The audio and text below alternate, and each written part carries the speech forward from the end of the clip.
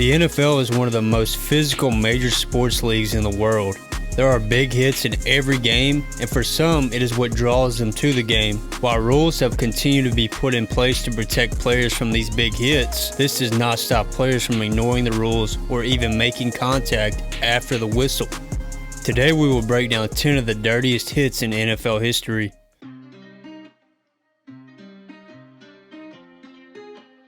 James Harrison had an incredible NFL career. He was a 5-time Pro Bowler, a 2-time All-Pro, a 2-time Super Bowl champion, and won the Defensive Player of the Year award in 2008. He was known as one of the hardest hitters of his generation, and even today consistently goes viral for his workouts. He used his strength in this hit to knock out Cleveland Browns wide receiver Mohamed Massaquoi. Massaquoi was going across the middle on a short slant route when Harrison came out of nowhere and launched himself into the receiver, forcing him to drop the ball and knocking him unconscious. When talking about the hit, Harrison claimed that if he knew he would be suspended for that amount of money, he would have tried to kill Massaquoi.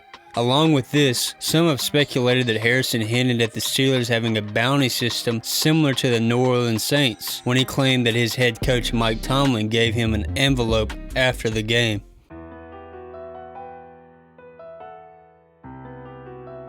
In recent years, Antonio Brown has gone on to tank his reputation around the league. However, at this time of this hit, he was known as one of the top receivers in the game. In another game between the Steelers and the Browns, it appeared that Brown was going to return a punt and only had Cleveland's punter Spencer Lanning to beat.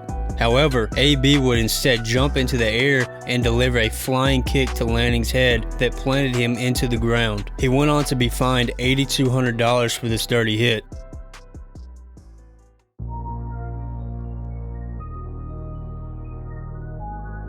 While Antonio Brown was no saint as shown in the previous entry, no player deserves the atrocious hit that he received in a playoff matchup against the Cincinnati Bengals. Many have speculated that his hit turned the 7-time Pro Bowler into a perceived head case that he is today. Since this hit, he went on to have issues with the Pittsburgh Steelers, Oakland Raiders, New England Patriots, and even claimed to have slept with Tom Brady's wife. This is all speculation, of course.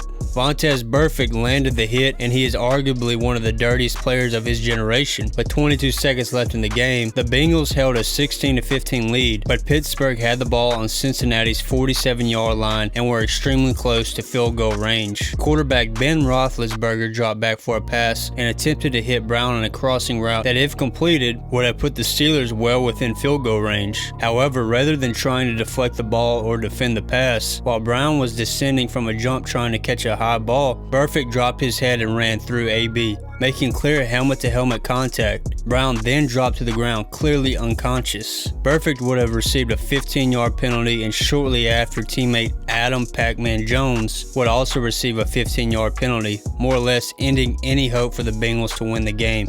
After the game concluded, Burfict went on to claim that Brown was faking his concussion. He went on to be fined $21,000 and received a 3-game suspension for the grotesque hit.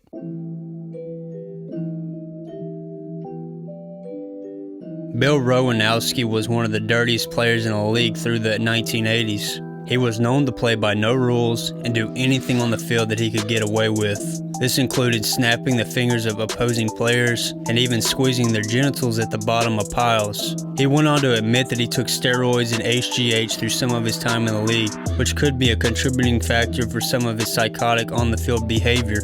Panthers quarterback Kerry Collins was rushing through his windup, attempting to get a pass off before the Denver Broncos pass rush got to him. While he got the pass off, Rowanowski still laid a helmet-to-helmet hit that sent Collins flying and broke his jaw. After that, Rowanowski, as classy as ever, said he was just doing his job, and it was very unfortunate that he got hurt. It was not my intention to hurt him, but that's the way the game goes.